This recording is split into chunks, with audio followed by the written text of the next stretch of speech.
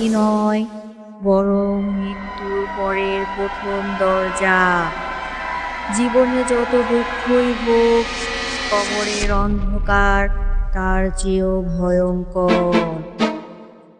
একজন তরুণ হাফেজ ছিলেন, অত্যন্ত ধার্মিক, নামাজে কোরআনে অটল।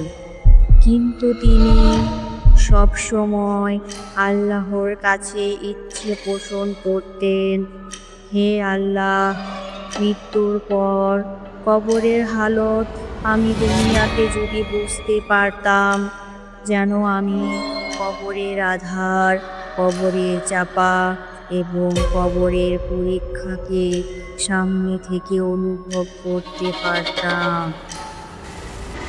এক রাতে গ্রামের মুরব্বীরা তার পরীক্ষা নেওয়ার জন্য একটি কবর খুললেন।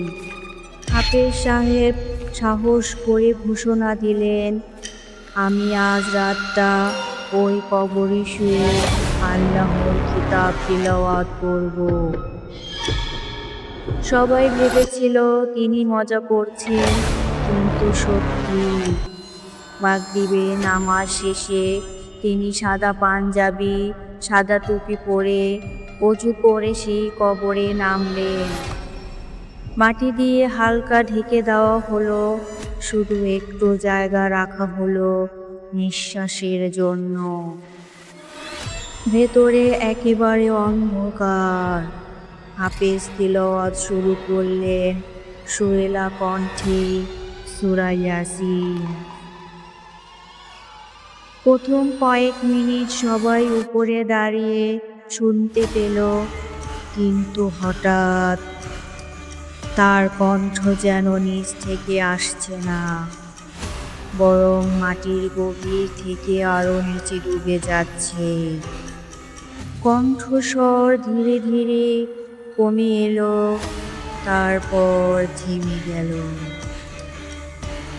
উপরে থাকা লোকেরা ভয় পেয়ে খবর খুঁজতে লাগলো, কিন্তু মাটি খুঁড়তে খুঁড়তে তারা দেখতে পেল হাফেজ ঠিক যেভাবে শুয়েছিল সেভাবেই আছেন, কিন্তু তার ঠোঁট নড়ছে, তিলাওয়াত চালাচ্ছেন, অথচ শব্দ কারো কানে আসছে না।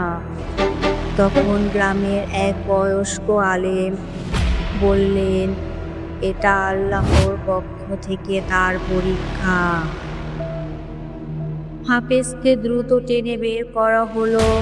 তিনি চোখ খুললেন, কাপা গলায় বললেন, আমি তিলাওয়াত করছিলাম, কিন্তু হঠাৎ দুই ভয়ঙ্কর কি যেন আমাকে ঘিরে দাঁড়ালো। তারা এমন প্রশ্ন করল যা আমার বুক কেঁপে উঠল। আমার কণ্ঠস্বর দুনিয়ার মানুষের কাছে পৌঁছায়নি, কিন্তু আমি শুনেছি কবরের ভেতর কেমন ভয়ানক অন্ধকার আর চাপ। তারপর তিনি অজ্ঞান হয়ে পড়লেন।